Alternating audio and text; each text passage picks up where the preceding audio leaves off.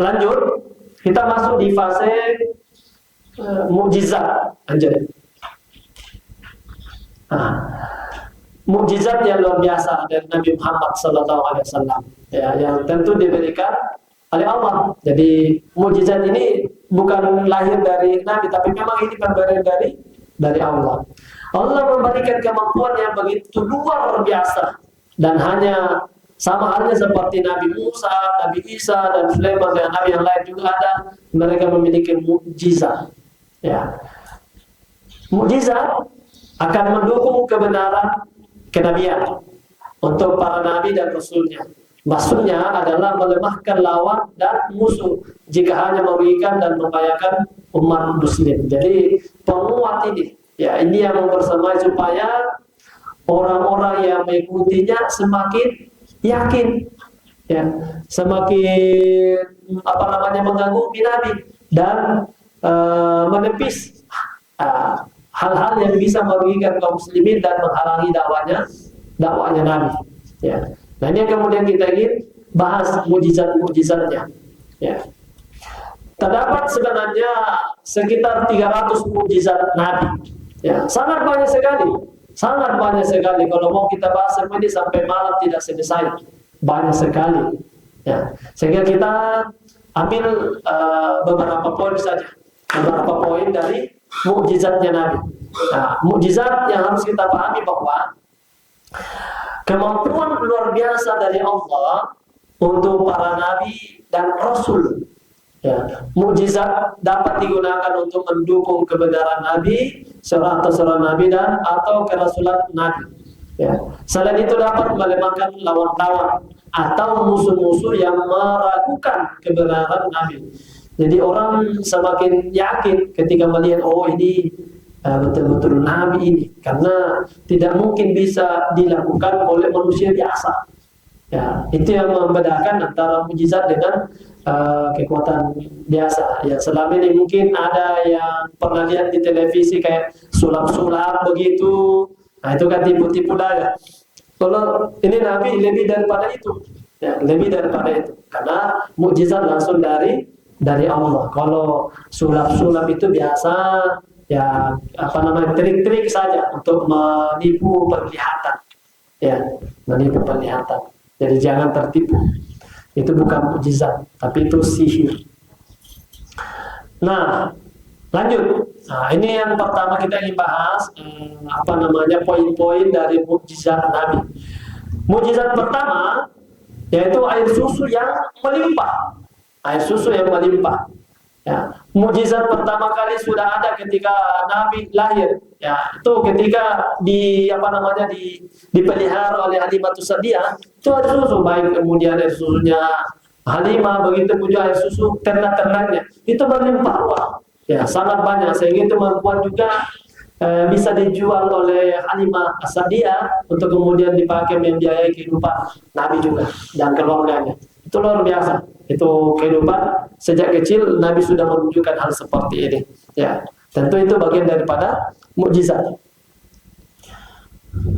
Nah, selanjutnya yang kedua, mukjizat yang kedua. Lanjut. Yang kedua, pembelahan dada. Jadi suatu saat itu Nabi bermain-main di sebuah tempat.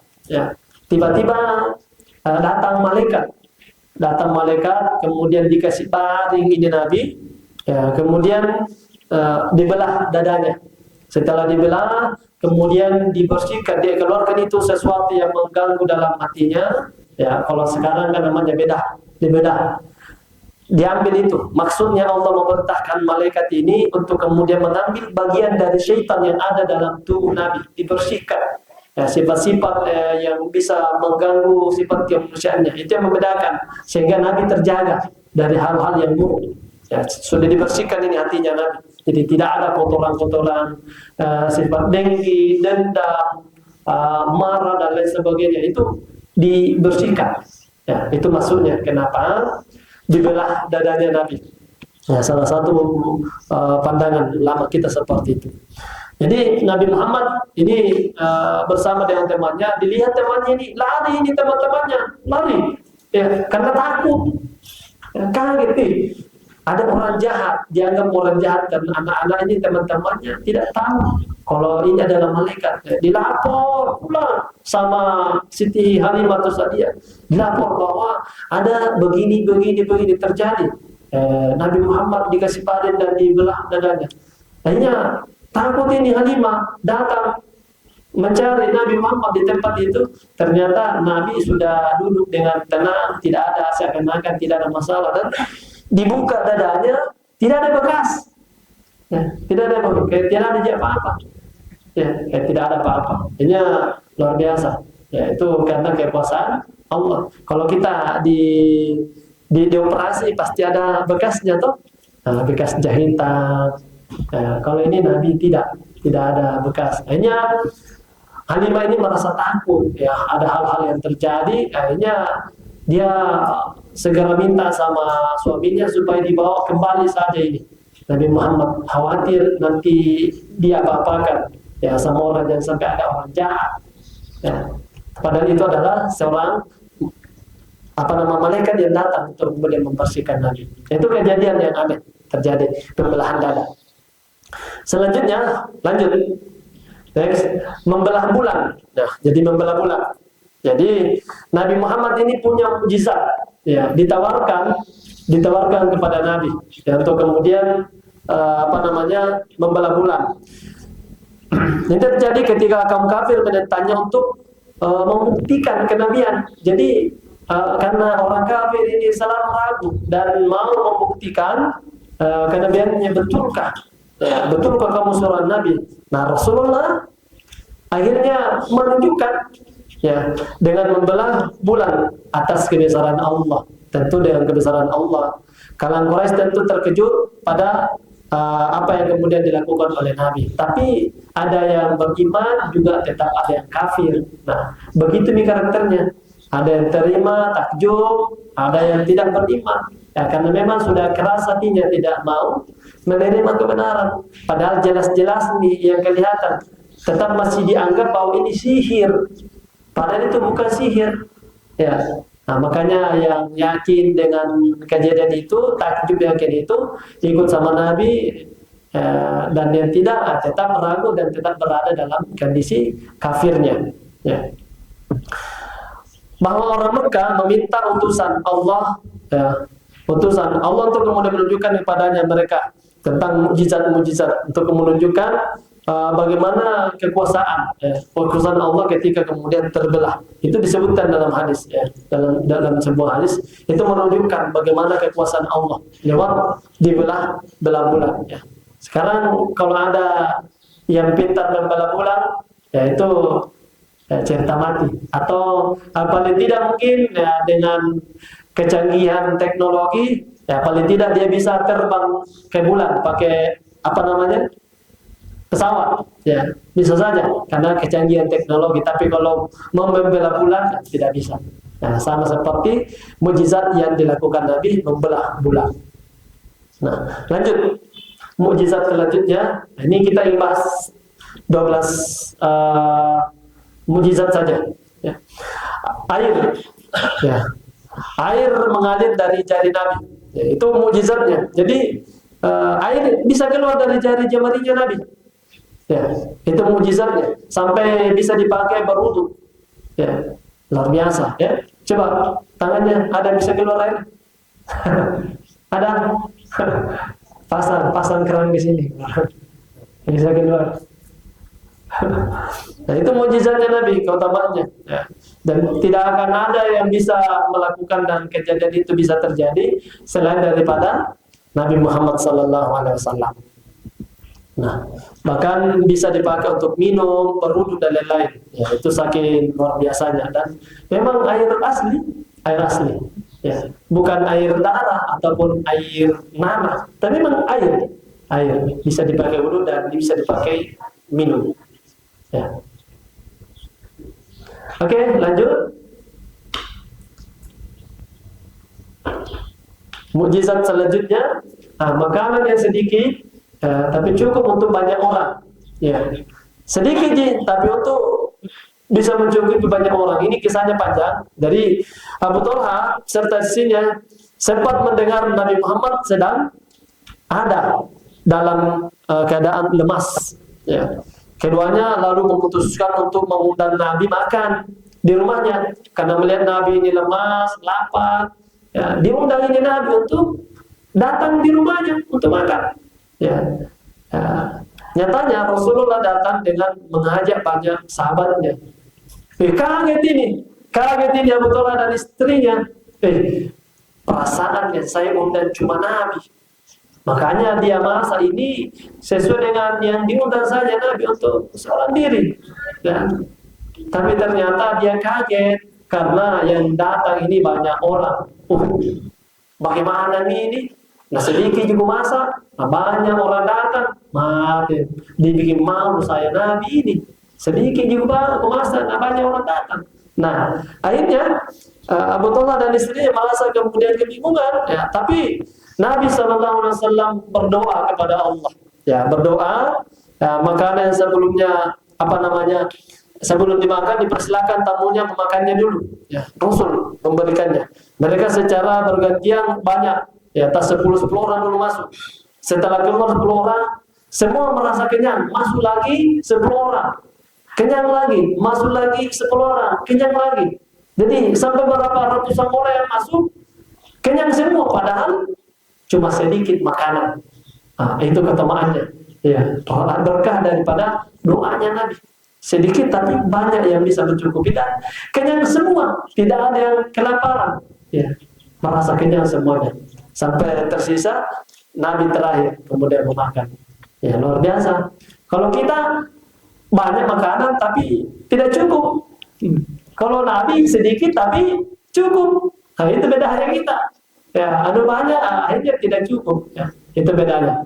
Ya, maka jauhlah kita daripada Nabi. Kalau kita kan sebenarnya beda sedikit dengan Nabi. Kalau Nabi sedikit makan, kalau kita sedikit makan. Nabi sedikit tidur, kalau kita sedikit tidur.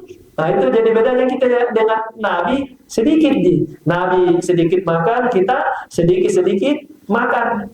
Nabi sedikit tidur, kalau kita sedikit tidur. Jadi beda sedikit ya. Nah, lanjut. Selanjutnya, satu gelas susu mampu mengenyangkan banyak orang. Kurang lebih sama kisahnya dengan makanan ini. Satu gelas susu saja, tapi bisa mencukupi banyak orang. Ya, itu luar biasa. Kejadian yang terjadi di zaman Rasulullah SAW. Dan semua itu adalah merupakan mukjizat, ya, mukjizatnya Nabi. Ya, merasa kenyang semua. Ya, luar biasa. Nah ini hikmahnya. Ada yang mengatakan jadi sebenarnya kalau makanan satu itu bisa menjadi 2, makanan 2 cukup bisa menjadi 4 orang, makanan untuk 4 orang bisa cukup menjadi 8. Ya, biasanya ini dilakukan oleh teman-teman kita di jamaah tabligh misalnya. Nah, kalau ada pertemuan-pertemuannya makan satu nampan ya, pernah. Nah, satu tempat, 4 orang atau 5 orang makan bersama, tajam namanya, makan bersama. Sedikit tapi kenyang semua. Nah, ya, pernah ya? Pernah. Ya. Sedikit tapi merasa kenyang semuanya. Jadi rata makan. 4. Satu tempat ya. Nampak, waktunya itu luar biasa karunia. Nah, lanjut. Belum. Yang ke-6, ke-7, kembali. Yang ke-7, ya, doa minta hujan. Ya. Nabi meminta hujan. Ketika Rasulullah sedang berkhutbah pada saat sholat Jumat, ada seorang yang meminta kepada Nabi. Ada yang meminta kepada Nabi untuk berdoa. Ya, untuk berdoa segera turun hujan karena lama ini. Ya, lama turun hujan dan sangat kering sekali. Ya. Hal ini karena kekeringan ya yang berlangsung cukup lama, kering sekali nih ya, sehingga berdampak pada berbagai hal ya, ternak-ternaknya, tumbuh-tumbuhan, ladang-ladang kering. Nabi Muhammad pun mencoba mendoakan sampai di Jumat berikutnya. Namun seseorang datang membawa kabar pada Rasulullah bahwa banyak rumah telah mengalami kerusakan akibat hujan yang turun. Tak kala banyak sedang turun hujan. Ya, tak kala banyak turunan hujan dan banyak rumah yang rusak dalam waktu yang lama. Nabi Muhammad kemudian berdoa agar bisa pindah ke Madinah sesuai dengan permintaan umatnya. Jadi berkah daripada doanya Nabi, ya, banyak yang kemudian mendapatkan keutamaan. Ya, salah satunya tadi karena musim kemarau, kayak seperti sekarang ini musim kemarau, ya, banyak yang sumurnya kering, banyak pergi ke sana kemari beli air, ya akhirnya dengan ini banyak yang kemudian lembaga-lembaga misalnya seperti siapa lembaga amil zakat yang kemudian turun bawa bantuan, Yayasan Kalla juga turun bawa bantuan ya untuk bagi air. Nah, ini terjadi zaman Nabi. Kekeringan itu dengan berkah doanya Nabi akhirnya turun hujan dan merasa segar kembali ya karena diturunkan hujan oleh Allah. Yang kedelapan, ya, dengan mukjizat Nabi ini bisa mengobati orang sakit mata, bisa mengobati sakit mata. Sesaat sebelum penaklukan benteng Khaybar berlangsung, Ali bin Abi Thalib yang sebagai pemegang bendera mengeluh sakit mata. Ya, nah Ali ini siapa? Adalah menantu Nabi, juga sebagai sepupunya Nabi. Dia menantu sekaligus sepupunya Nabi. Ya, setelah habis perang dia mengeluh matanya sakit. Nah, Rasulullah pun manggil Ali dan langsung meludahi matanya, diludahi matanya. Ya, akhirnya setelah diludahi matanya ini sembuh. Coba bedeng, ada yang bisa ludahi temannya sakit matanya? Ada yang sembuh? Coba praktek. Nah, bukan sembuh tambah sakit kalau kita tambah parah. Kalau Nabi sakit sembuh. Kalau kita tambah parah orang. Ya, bedanya. Ya, itu luar biasa ludahnya. Jadi ludahnya Nabi ini jadi obat. Ya, jadi obat. Luar biasa. Kalau kita ludata jadi penyakit buat orang, tidak mau. Nah, itulah bedanya kita dengan Nabi, luar biasa. Bahkan ludahnya Nabi itu tidak pernah sampai di lantai. Kenapa? Karena selalu diperebutkan sama sahabat. Diperebutkan sama sahabat. Nah, mual langsung dilus sama, dijadikan sebagai obat. Di mana sakitnya disapu. Berebutan. Kalau kita siapa merebutan ludata? Ayo, siapa? Nah, itulah Nabi ya. Jadi luar biasa kita punya Nabi ini. Allahumma shalli ala Muhammad. Lanjut. Yang ke-9, hidupnya kerikil. Yang ke-9, hidupnya kerikil. Nabi Muhammad bisa menghidupkan kerikil yang menjadi salah satu mukjizatnya. Jadi peristiwa ini terjadi pada sebuah halaqah yang menunjukkan adanya batuan kecil sedang bertasbih pada tangan Rasulullah. Kejadian ini juga ada di dalam suatu hadis ya. Dari Abu Dzar berkata bahwa sesungguhnya aku menyaksikan Rasulullah di dalam sebuah halaqah ada batu kerikil di tangannya dan sedang bertasbih di telapaknya. Bersama kami ada Abu Bakar, ada Umar, ada Utsman dan ada Ali. Ya, itu menyaksikan, ya, disaksikan berzikir. Ya, jadi kayak seperti bergerak-gerak begitu. Ya, bergerak. Ya. Ya. Coba kalau misalnya dekat sini ada yang bergerak kerikil, mau tinggal tidak? Tiba-tiba bergerak sendiri. Tidak lari. Itu terjadi di zaman Nabi, bergerak kayak berzikir, ya, berzikir. Yang ke-10, Yang ke-10 pelepah yang menangis. Ya, menangis.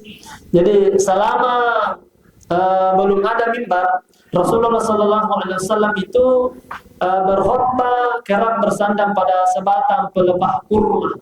Ya, selalu bersandar di sebatang pelepah kurma. Peristiwa ini menarik ketika sudah terdapat tempat untuk berdakwah. Pohon bekas sandarannya itu pun terdengar menangis kayak manusia. Ya, itu Nabi kemudian pun langsung mengusap tangan di permukaannya, dia elus-elus itu pelepah. Akhirnya kemudian terdiam, dia bersedih.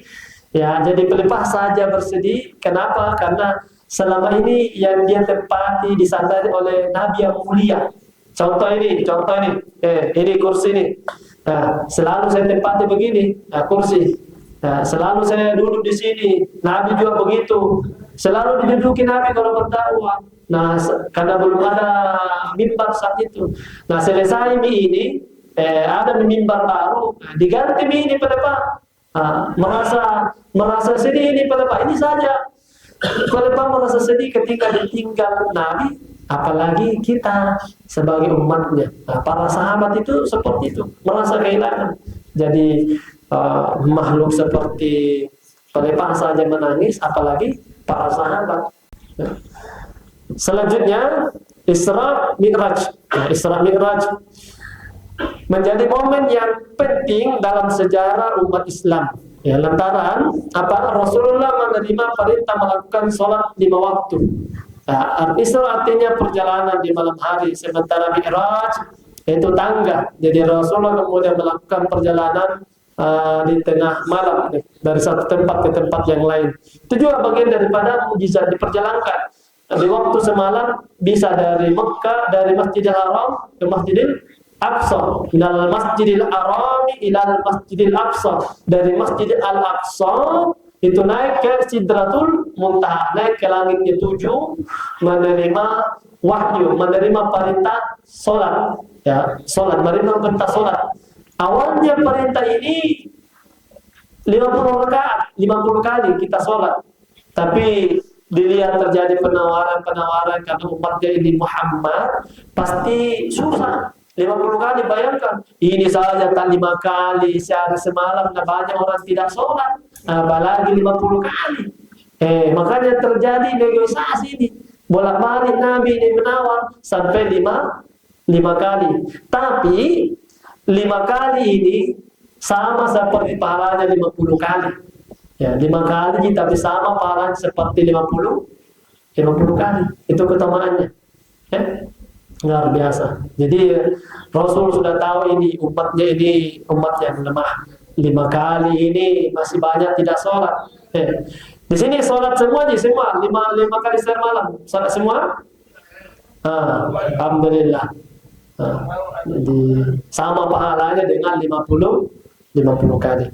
Terakhir adalah kitab suci Al-Quran. Ini yang merupakan mukjizat paling agung, paling luar biasa, yaitu Al-Quran. Jadi Iqra'ul Quran fa innahu ya'ti yaumil qiyamah syafi'an li ashabi. Nabi perintahkan bacalah Al-Quran karena Al-Quran ini akan datang nanti di akhirat, di yaumil qiyamah, memberikan syafaat pertolongan kepada ashabi, sahabatnya. Siapa sahabat Al-Quran? Sahabat Al-Quran itu adalah yang selalu membaca Al-Quran. Jadi kalau mau bersahabat dengan Al-Quran, maka baca Al-Quran dengan banyak supaya Al-Quran ini datang nanti di yaumil qiyamah memberikan syafaat kepada kita, pertolongan. Syafaat itu kayak begini, contoh kita nih jalan-jalan di luar sana, terik matahari panas sekali. Kita pakai payung berteduh sehingga tidak terlalu panas terasa. Begitu gambaran kecilnya. Tolong, jadi dikasih naungan, tidak merasakan panas sedikit pun. Itu datang Al-Quran. Jadi Al-Quran ini hadiah terbesar buat kita umat Islam, karena ini adalah mukjizat yang ditinggalkan oleh Nabi sebagai warisan kita yang harus kita jaga sebagai pedoman dalam kehidupan kita. Laqad apa namanya? Taraktu fikum amrayni ma in tamassaktum bihima lan tadillu abada, kitab Allah wa sunnati Rasul. Kata Nabi, telah kutinggalkan kepada kalian dua pusaka, dua pedoman. Ketika kalian ini berpegang teguh kepada keduanya, maka kalian ini tidak akan tersesat selama-lamanya. Yang mana itu? Al-Quran dan Al-Hadits. Jadi Al-Quran sebagai peta hidup, pegangan hidup, maka bacalah selalu petunjuk ini supaya kemudian bisa selamat dunia akhirat.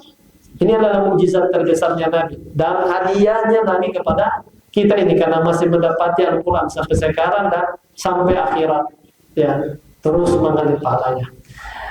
Di sini insya Allah memahami dan bisa baca Al-Quran, ya, bisa memahami, ya, insya Allah nanti diamalkan di Al-Quran ini. Kita harapkan nanti suatu saat, ya, ketika kita mati misalnya di dalam kubur, bisa menerangi kubur kita lebih terang daripada dunia ini, meluaskan lebih luas dari mata memandang. Ya, itu keutamaan orang yang gemar dan bisa menghafal Al-Quran. Bahkan banyak kisah orang yang hafal Al-Quran itu, ya, tidak dimakan jasadnya dalam kubur, tidak dimakan tanah, ya, tidak diganggu-ganggu. Bahkan ada yang sampai masih utuh sampai sekarang. Itu beberapa kejadian terjadi, digali, dan ternyata orang ini adalah penghafal Quran. Oh, memang ini salah satu kebesaran dan keutamaan orang yang menghafal Al-Quran, ya, masih utuh, Masya Allah. Jadi berusaha untuk kemudian bisa menghafal Al-Quran, Masya Allah. Sekiranya itu pengantar. Kalau misalnya ada yang mau ditanyakan, silahkan. Keistimewaan khusus dari Allah Subhanahu wa Ta'ala. Nah, makanya karena Al-Quran ini adalah mulia, Al-Quran ini kalam Allah, perkataan Allah, ya, maka itu dijaga betul sama Allah, dimuliakan ini. Makanya kalau tidak mau dimakan jasadnya ini oleh tanah, ya, dimakan oleh ulat-ulat, cacing-cacing ini, tubuh ini. Nah, jadi penghafal Al-Quran ini cantik, gagah, tapi tidak pernah baca Quran, tidak hafal Al-Quran, ya, kita tahu dimakan sama cacing.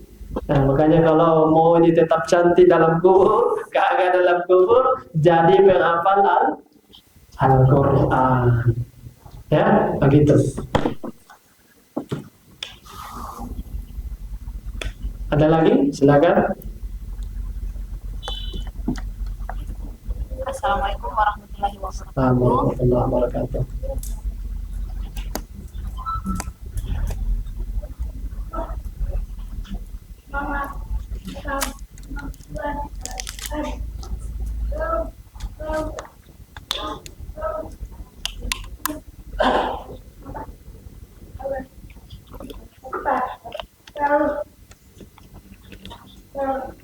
Tapi secara asli dia punya setan.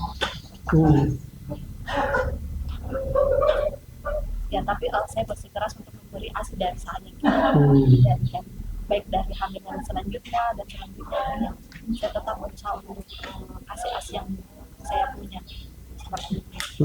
Masya Allah.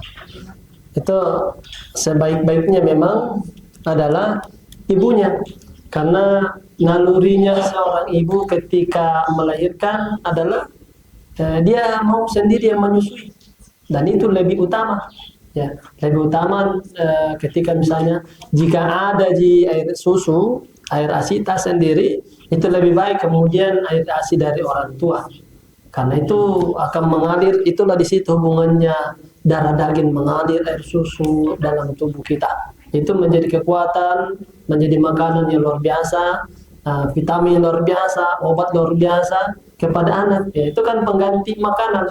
Ya, jadi apa yang dimakan oleh ibu itu juga keluar lewat ASI kepada anak. Jadi itu sangat termasuk juga air susu ini mempengaruhi karakter anak.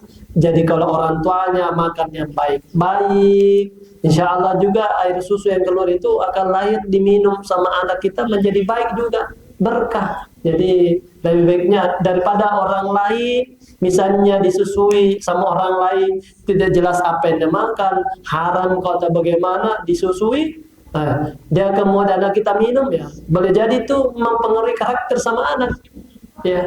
Itu kan sekarang begitu, baru lahir ada air susunya, tapi dikasih minum air susu kambing, air susu sapi, ya makanya tumbuh anaknya ada karakter kambing, ada karakter sapi, ada karakter binatang, ya karena boleh jadi itu pengaruh daripada susunya. Ya makanya lebih baik sebaik-baik mungkin. Nah, di sapi ini ya, disebutkan menyapinya selama 2 tahun itu disusui selama, sempurnakan sampai 2 tahun jika bisa. Ya, kalau masih sehat ini asinya dikasih sempurna sampai 2 tahun. Ya, seperti itu. Jadi utama kalau ibu sendiri yang menyusui.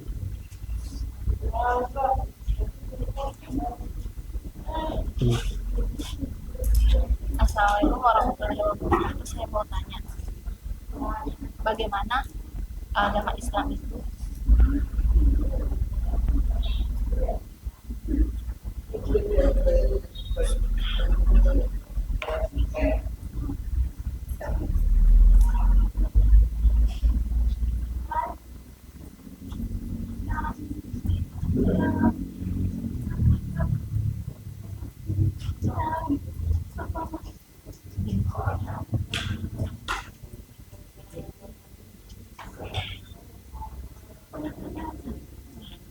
jadi ada 2 materi ini, 2 pertanyaan. Yang pertama si Aswita itu menanyakan apakah memang semua umat Islam itu akan masuk surga nantinya. Yang kedua ini menanyakan perbedaannya, mengapa bulan dan matahari itu bertemu dengan saling menutupi. Ya, dalam hadis Nabi disebutkan kullu ummati yadkhulunal jannah, setiap umatku akan masuk surga. Jadi kita semua ini umatnya akan masuk ke dalam surga. Jadi siapa pasti akan masuk surga, itu kata Nabi.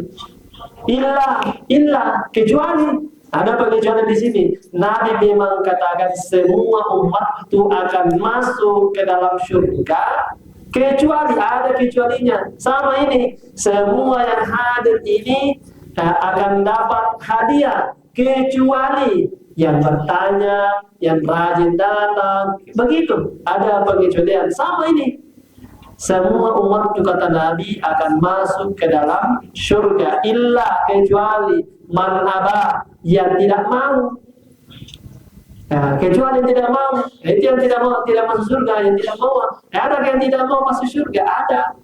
Man ata'ani dakhulul jannah. Siapa yang taat kepada aku, ikut sama saya, ya, melaksanakan perintah, sholat, puasa, melakukan kebaikan dan lain-lain, itu akan masuk surga. Yang taat sama Nabi, ya. Wa man asani faqad aba. Yang tidak mau siapa? Mereka yang tidak sholat, mereka yang tidak mengikuti perintah, itu yang tidak masuk surga.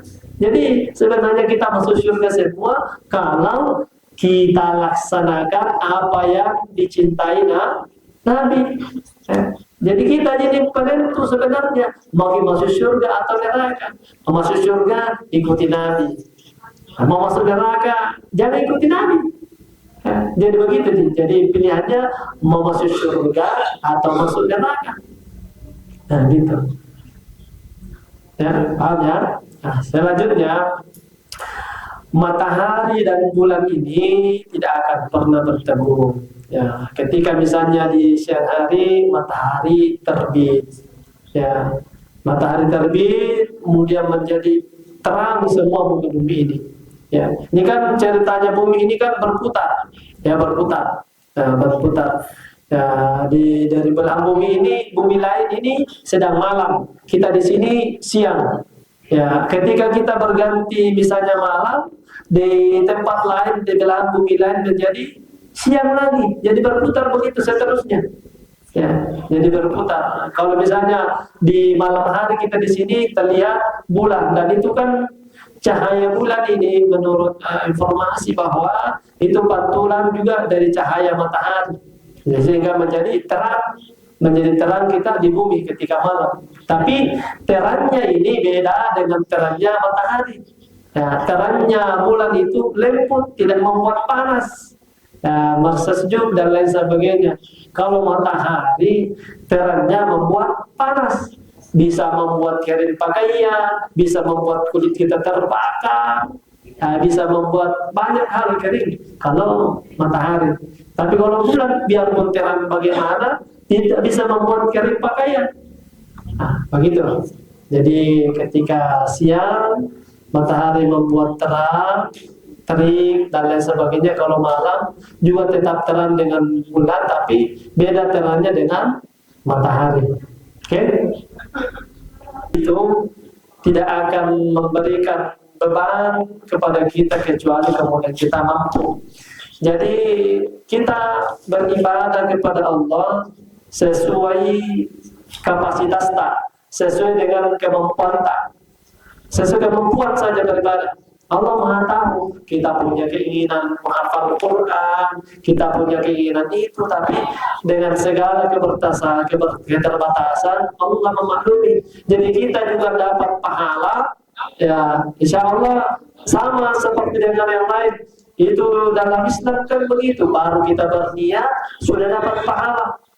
Apalagi kalau dilaksanakan. Kalau keburukan baru berniat belum dapat dosa, nanti dilaksanakan baru dapat dosa. Nah, jadi dalam masalah silakan beribadah dengan kemampuannya, membaca dengan kemampuannya. Kalau tidak bisa menghafal, Allah Maha tahu. Allah juga insya Allah karena kita sudah ada niat untuk menghafal, insya Allah tahu kondisi kita. Fawalli wajhaka syatrul masjidil haram. Ya, jadi silakan ya arahkan wajahmu ke Masjidil Haram. Jadi fa'ina ma tuallu fasamma wajhullah.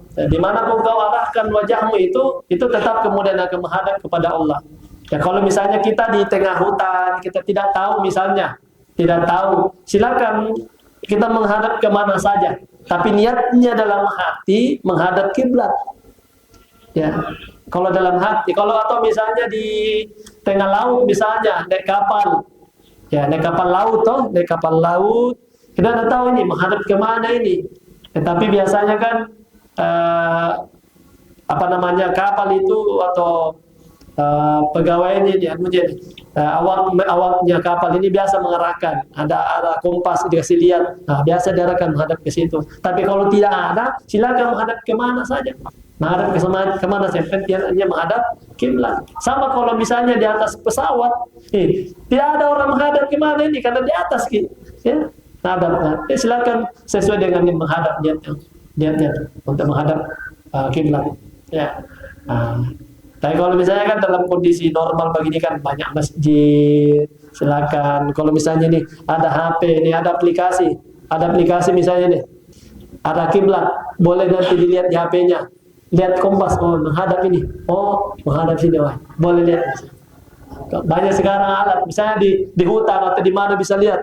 Tapi kalau misalnya punya HP, atau bisa ada kompas mengarahkan, boleh silakan menghadap kemana saja, insya Allah terima. Karena kita dalam kondisi tidak normal, ya tidak normal ceritanya. Ya, nah, betul. Nah, kompas.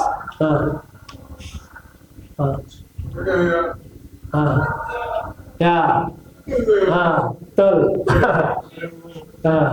Ya diarah ke mana, diputar-putar tetap menghadap kiblat. Ya.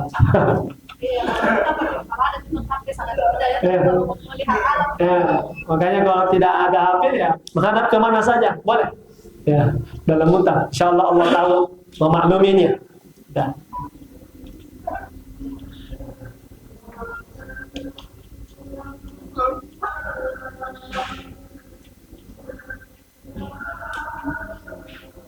Oke, cukup? Masih?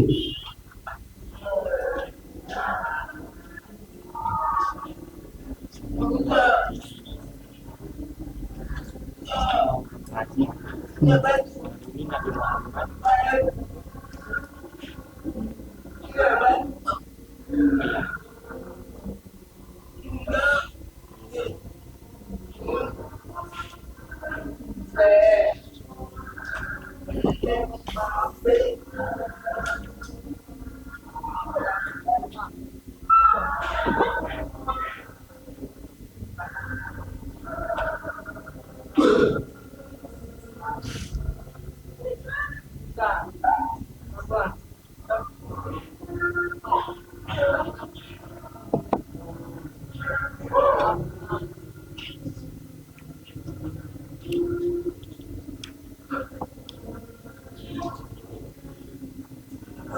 Jadi dia bilang bagaimana caranya Nabi Muhammad paham tentang Al-Quran itu siapa tulisnya.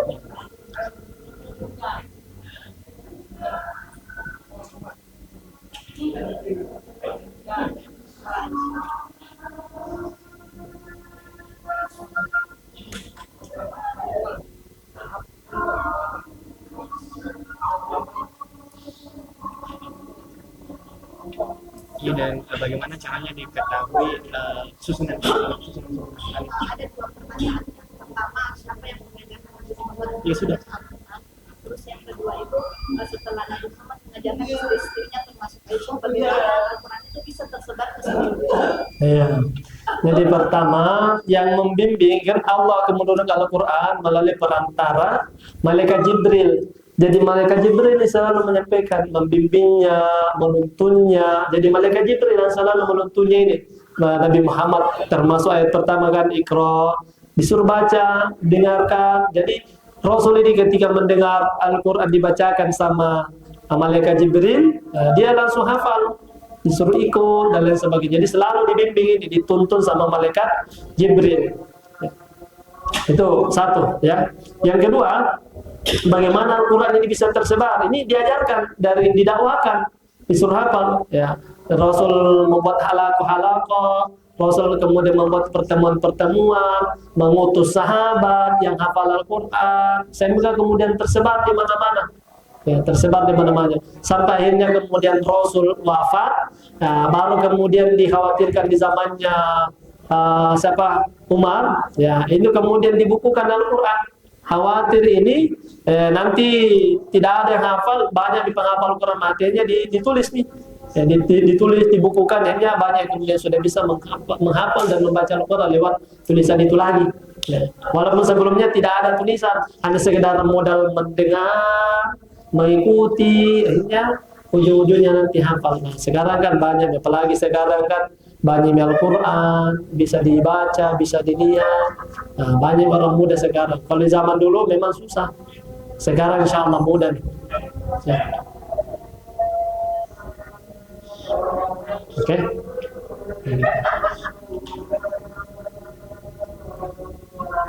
Oke, sama-sama. Oke, karena sudah azan, kita tutup ya. Mohon maaf atas segala kekurangan. Semoga apa yang Ustaz sampaikan ada manfaatnya, ada berkahnya, dan insya Allah kita amalkan. Semoga jadi amal jari jawab Ustaz dan juga pahala buat semuanya. Terima kasih atas perhatian. Kita insya Allah bisa bertemu di lain waktu. Sekalipun programnya sudah selesai, insya Allah. Kita bersama-sama menutup dengan ucapan Alhamdulillahirrahmanirrahim. Subhanakallahumma wa bihamdik asyhadu an la ilaha illa anta astaghfiruka wa atubu ilaik. Assalamualaikum warahmatullahi wabarakatuh.